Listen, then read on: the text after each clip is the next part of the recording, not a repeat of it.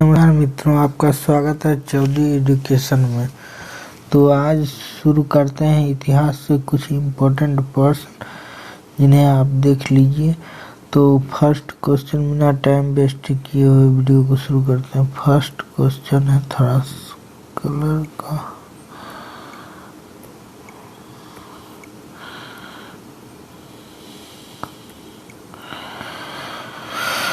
सिंधु सभ्यता निम्नलिखित में से किस काल में पड़ती है? तो सिंधु सभ्यता जो है वो आदि ऐतिहासिक काल में पड़ती है। सिंधु सभ्यता को आर्ध ऐतिहासिक युग में पड़ती है। यही हुआ, आर्ध ऐतिहासिक युग में पड़ती है। सिंधु घाटी सभ्यता को आजकल हड़प्पा संस्कृति भी कहते हैं। इसे हड़प्पा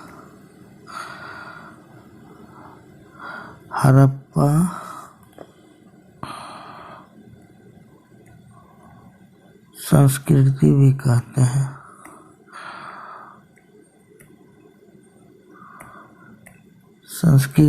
कहते हैं। यह शहरी सभ्यता थी। यह कैसी सभ्यता थी? तो यह एक शहरी सभ्यता थी। शहरी सभ्यता भी। यह 2500 ईसा पूर्व से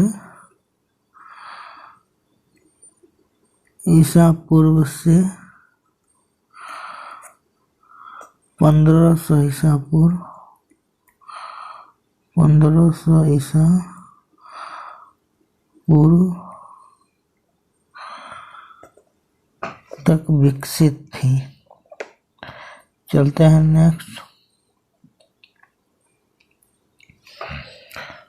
नेक्स्ट है 800 से 600 ईसा पूर्व का काल किस युग से जुड़ा हुआ है? तो 800 से 600 ईसा पूर्व काल ब्राह्मण युग से जुड़ा हुआ है। इसका ए इज राइट आंसर हो जाएगा। नेक्स्ट देख लेते हैं।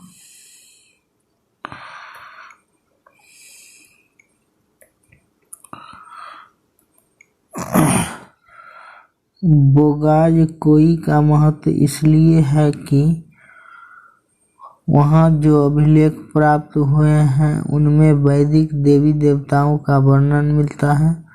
मध्य एशिया एवं तिब्बत के बीच एक महत्वपूर्ण व्यापारिक केंद्र के रूप में जाना जाता है।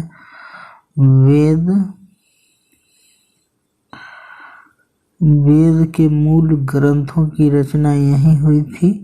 उपरोक्त से कोई नहीं। कौन सा ऑप्शन नंबर होगा इसका? तो 3 का ए हो जाएगा आपको। वहाँ जो अभिलेख प्राप्त हुए हैं उनमें वैदिक देवी देवताओं का वर्णन मिलता है।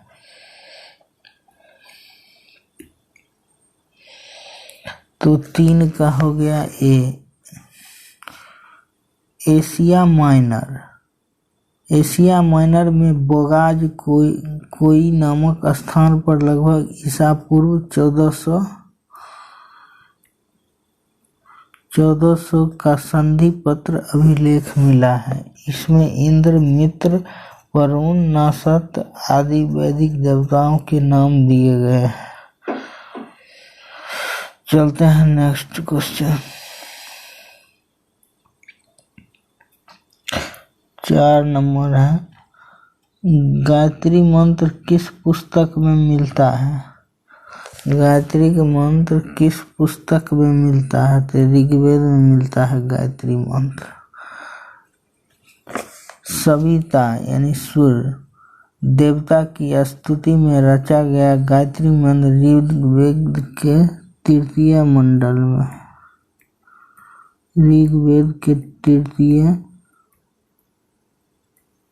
मंडल में उल्लिखित है। ऋग्वेद आर्यों का प्राचीनतम एवं पवित्रतम ग्रंथ है। ऋग्वेद जो है आर्यों का प्राचीनतम एवं पवित्रतम ग्रंथ है। ऋग्वेद में देवताओं की स्तुति का उल्लेख है। इसमें 10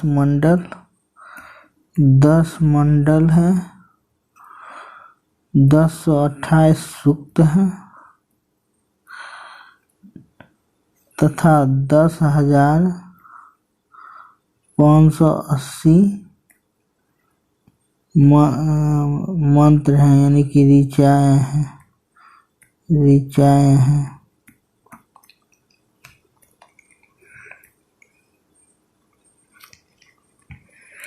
चलते हैं नेक्स्ट क्वेश्चन की ओर। तो नेक्स्ट क्वेश्चन है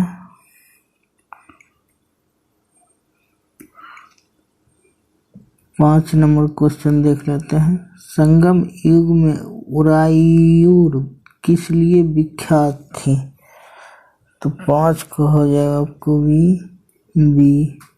कपास के व्यापार का महत्वपूर्ण केंद्र था उरायूर। 5 का बी हो जाएगा।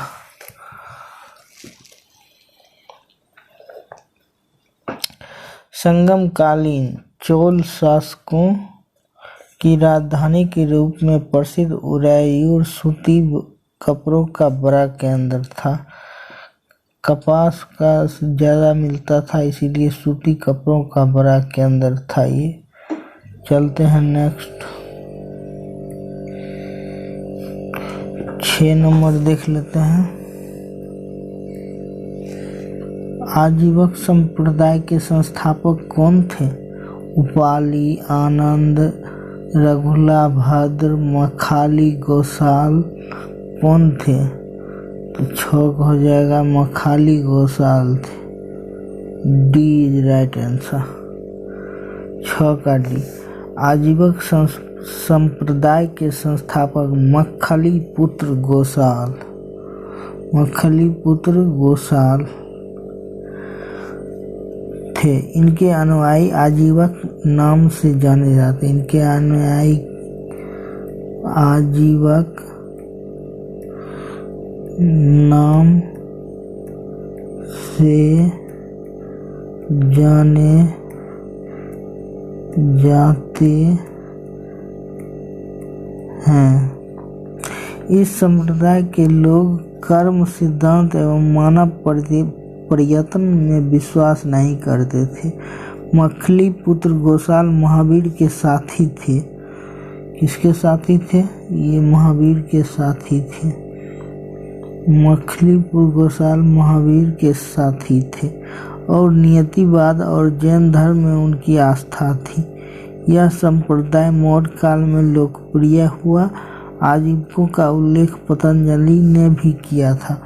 आजीवकों का उल्लेख जो है पतंजलि भी किया था।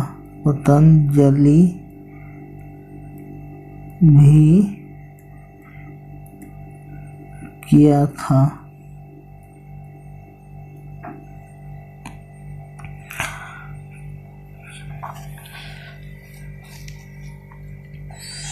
महावीर ने श्रावस्ती में वाद विवाद के बाद 487 ईसा पूर्व में मखली पुत्र गोसाल की मृत्यु हो गई।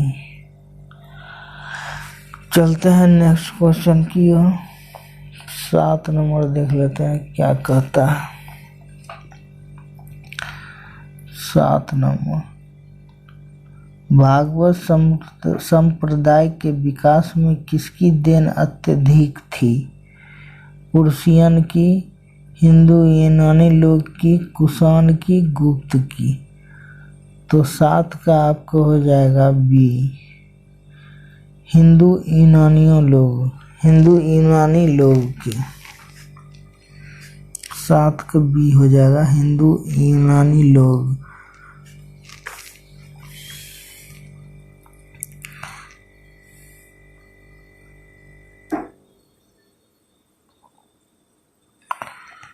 यहाँ देख लेते हैं।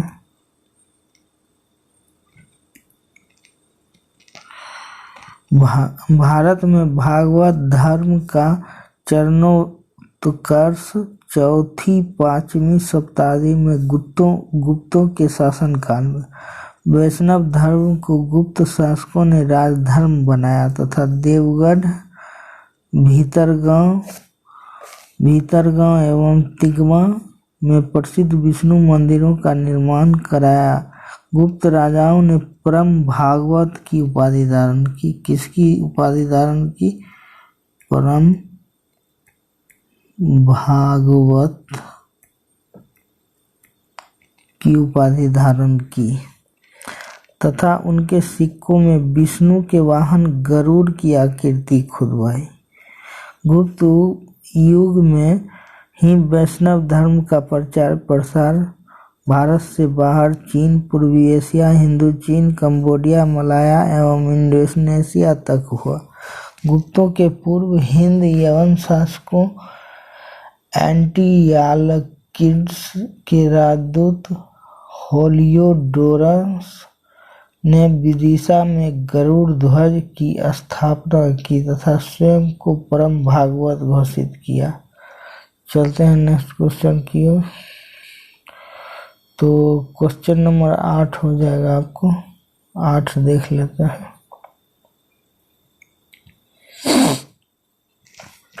क्वेश्चन नंबर 8 क्या कहता है? किस अभिलेख से यह साबित होता है कि चंद्रगुप्त का प्रभाव पश्चिम भारत में फैला हुआ था?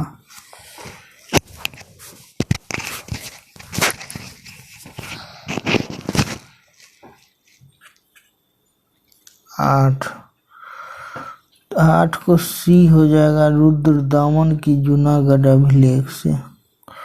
रुद्रदामन की जूनागढ़ अभिलेख से पता चलता है कि चंद्रगुप्त का प्रभाव पश्चिम भारत तक फैला हुआ था।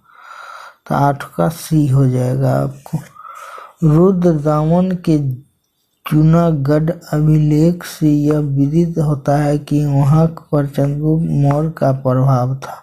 उसी के अभिलेख से पता चलता है कि चंद्रगुप्त मौर्य ने अपने राज्यपाल पुष्पगुप्त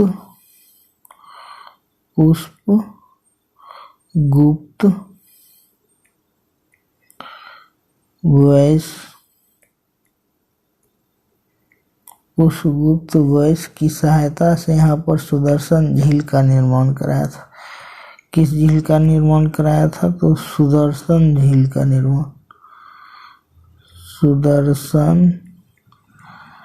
झील का निर्माण सर्वप्रथम चंद्रगुप्त मौर्य ने ही करवाया था। चलते हैं नेक्स्ट क्वेश्चन की। Question number 9। केवल वह स्तंभ जिसमें अशोक ने स्वयं को मगध का सम्राट बताया है। 9 नंबर क्वेश्चन देख लेते हैं। केवल वह स्तंभ जिसमें अशोक ने स्वयं को मगध का सम्राट बताया, तो इसका भाब्रू स्तंभ हो जाएगा। भाब्रू स्तंभ। अशोक ने भाब्रू बैराट अभिलेख में स्वयं को देवनाम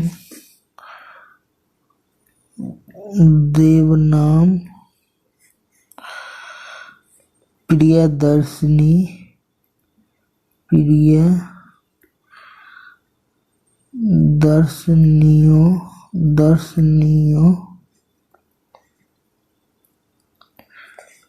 लाजिनो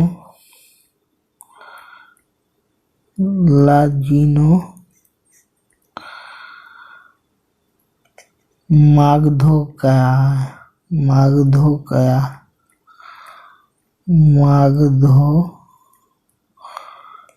है, जिसका अर्थ देवताओं के प्रियदर्शी राजा मगध है। इस अभिलेख के अनुसार अशोक ने बुद्ध धर्म प्रतिपादित त्रिरत्न बुद्ध धर्म तथा संघ के प्रति अपनी श्रद्धा प्रकट की है। चलते हैं नेक्स्ट क्वेश्चन की ओर। 10 नंबर क्वेश्चन क्या कहता है? ये रहा 10 नंबर। उस स्रोत का नाम बतलाइए जो प्राचीन भारत के व्यापारिक मार्गों पर मौन है। तो 10 का हो जाएगा आपको मिलिंद पानो, बी हो जाएगा। उस स्रोत का नाम बताइए जो प्राचीन भारत के व्यापारिक मार्गों पर मौन है, तो मिलिंद पान्हो। इसको थोड़ा डिटेल में देखते हैं। मिलिंद पान्हो एक पाली ग्रंथ, कैसा ग्रंथ है, तो पाली ग्रंथ है, जिसमें हिंद यवन शासक मिनांडर और बौद्ध भिक्षुक नागसेन के मध्य वार्तालाप का वर्णन किया गया। इसमें व्यापारिक मार्गों का उल्लेख नहीं है। जातक ग्रंथ और संगम साहित्य में व्यापारिक मार्गों का विशद उल्लेख प्राप्त होता है। चलते हैं क्वेश्चन नंबर 12 में।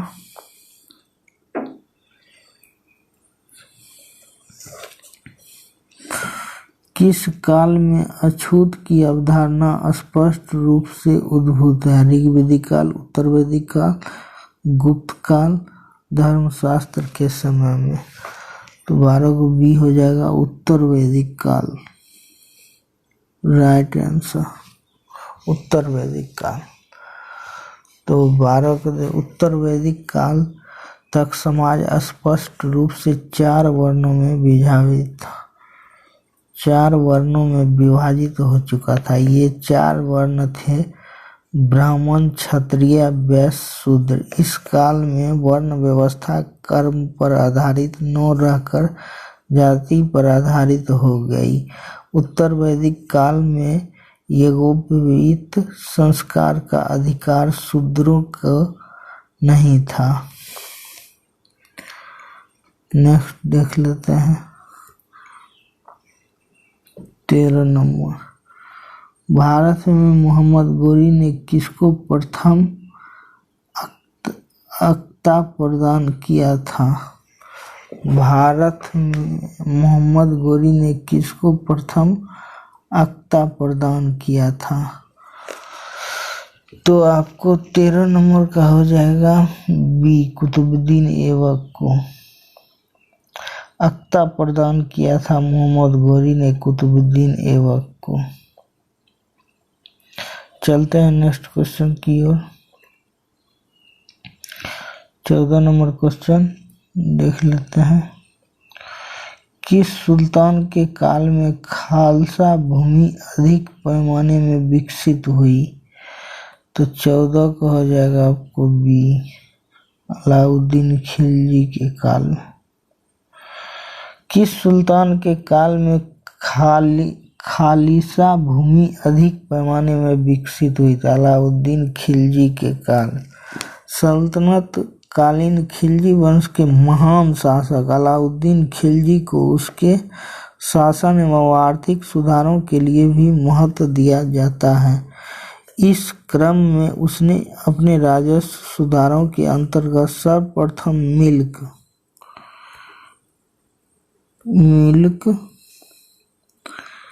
इनाम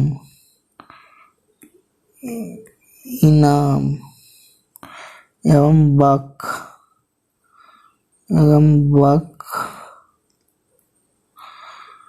के अंतर्गत प्रदत्त भूमि को वापस लेकर उसे खालसा भूमि में बदल दिया। इसे किसमें बदल दिया गया? तो खालसा भूमि में बदल दिया। यहाँ लिख देते हैं खालसा भूमि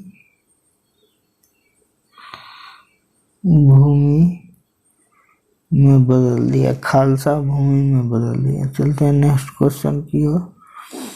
15 नंबर क्वेश्चन है, सल्तनत काल के सिक्के टंका, ससगानी एवं जीतल किन धातुओं के बने थे? क्वेश्चन नंबर 15 का देख लीजिए।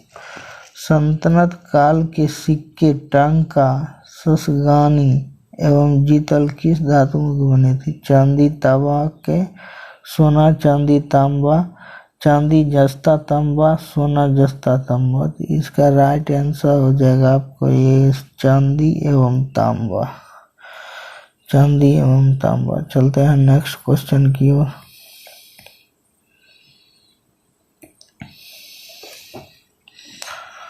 बारहमासा की रचना किसने की थी?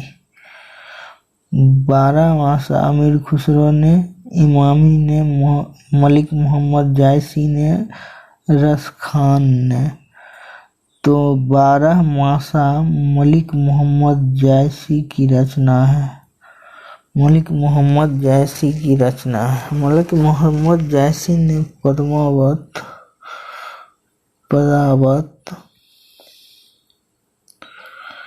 पदावत में रानी पदावत की विरह वियोग का वर्णन बारहमासा के रूप में किया गया है। चलते हैं नेक्स्ट क्वेश्चन की ओर।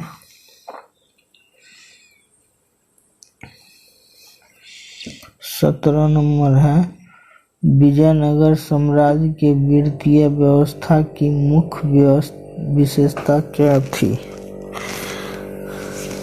विजयनगर साम्राज्य के वित्तीय व्यवस्था की मुख्य विशेषता क्या थी? तो 17 का हो जाएगा आपको सी,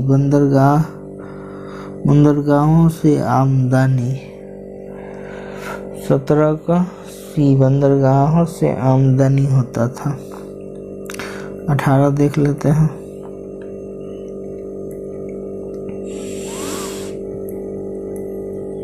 पानीपत के युद्ध में बाबर को जीत हासिल करने का मुख्य कारण क्या था? तो 18 नंबर, पानीपत के युद्ध में बाबर को जीत हासिल करने का मुख्य कारण क्या था? उसकी घोड़सवार सेना, उसकी सैन्य कुशलता, तुगलमा प्रथा, अफगानों की आपसी फूट। तो इसका राइट आंसर हो जाएगा तुगलमा प्रथा। तुगलमा प्रथा से ही भारत ने पानीपत का बाबर ने ही पानीपत का युद्ध जीता था, तुगलमा प्रथा।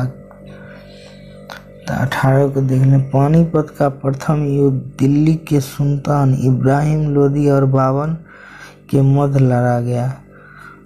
12 अप्रैल 1526 ईस्वी को दोनों सेनाएं पानीपत का मैदान में आमने सामने हुई, पर दोनों के मध्य युद्ध आरंभ 21 अप्रैल को हुआ। दोनों के बीच युद्ध आरंभ। ऐसा माना जाता है कि इस युद्ध का निर्णय दोपहर तक ही हो गया। युद्ध में इब्राहिम लोदी बुरी तरह परास्त होने के साथ ही मार दिया गया। बाबर ने अपनी कीर्ति बाबरनामा में इस युद्ध को जीतने में मात्र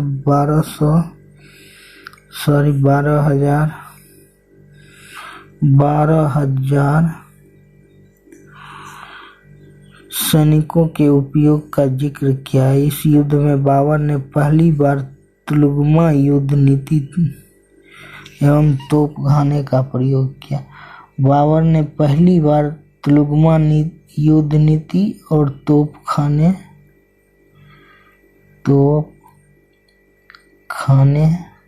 का प्रयोग किया।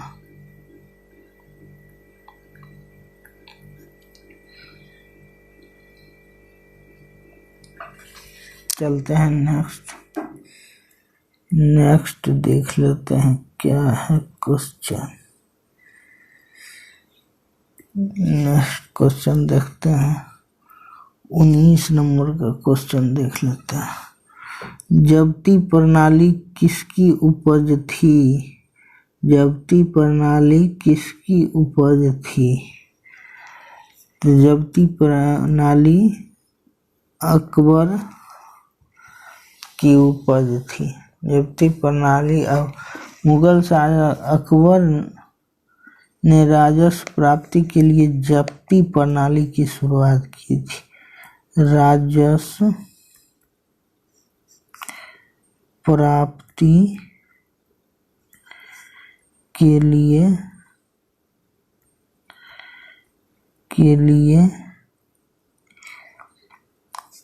जब्ती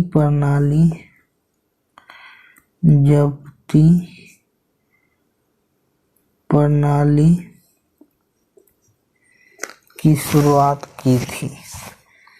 चलते हैं next number question.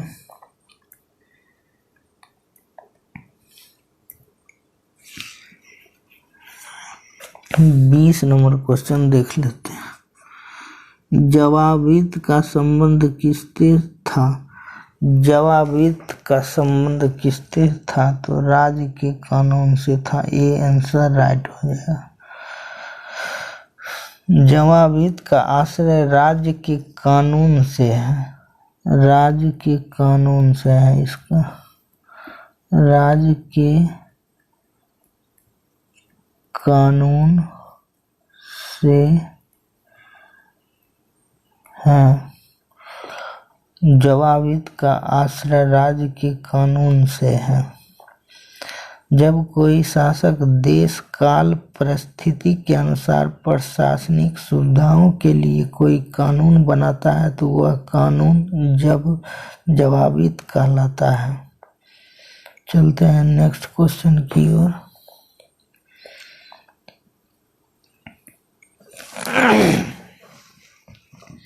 Question number 21। Iran के शाह और मुगल शासकों के बीच झगड़े की जड़ क्या थी?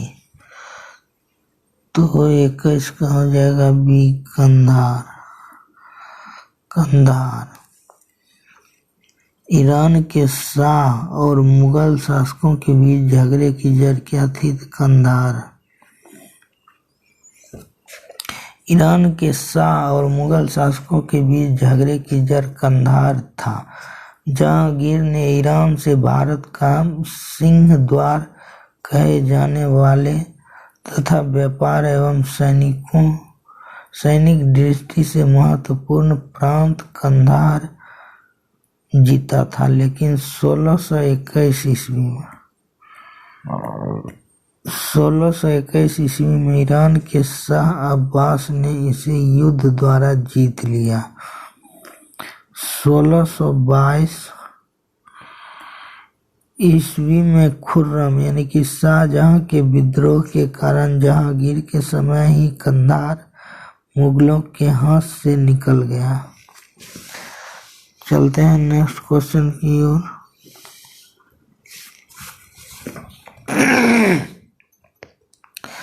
बाईस नंबर देख लेते हैं। दो अस्पा सिंह अस्पा प्रथा किसने शुरू की थी?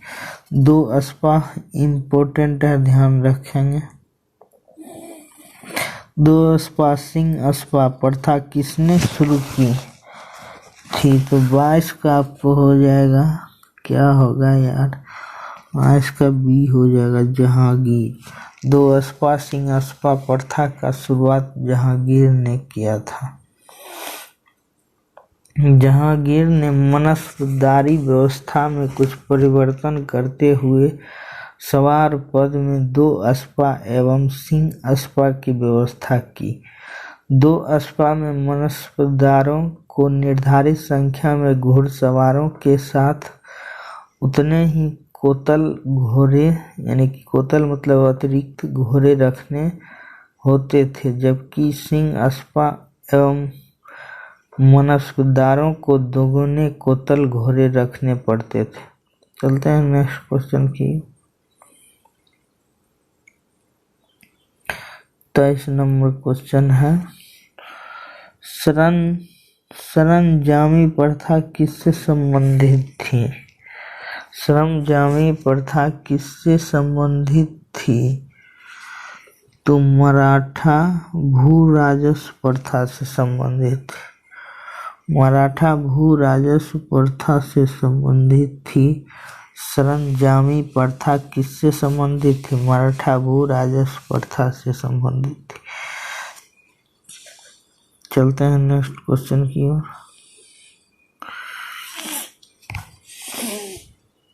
24 नंबर देख लेते हैं। भारत में 1612 में अंग्रेजों ने पहली फैक्ट्री कहाँ स्थापित की? तो इसका राइट आंसर हो जाएगा डी, सूरत में स्थापित की। भारत में 1612 में अंग्रेजों ने पहली फैक्ट्री कहाँ स्थापित की? तो सूरत में। नेक्स्ट देख लेते हैं। 25 नंबर लास्ट क्वेश्चन है। महाराष्ट्र में रामोशी कृषक जत्था किसने स्थापित किया था? तो वासुदेव बलवंत गडके ने स्थापित किया था रामोशी कृषि जत्था। देख लेते हैं थोड़ा।